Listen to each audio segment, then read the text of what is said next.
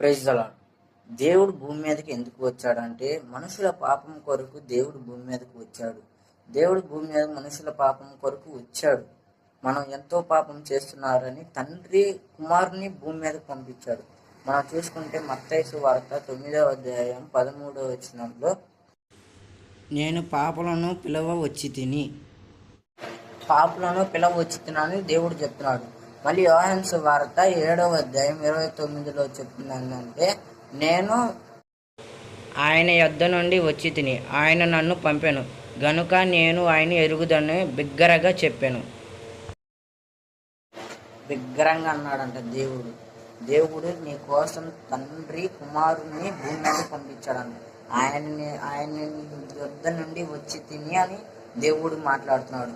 మళ్ళీ యోహాను సువార్త 12వ అధ్యాయం 47లో వచ్చిన మనం చూసుకుంటే, లోకమును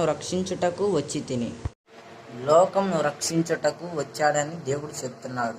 తర్వాత దేవుడు చిన్న దినాల్లో కూడా దేవుడి మీద అపనిందలు వేసి దేవుడికి మరణ శిక్ష విధించాడు.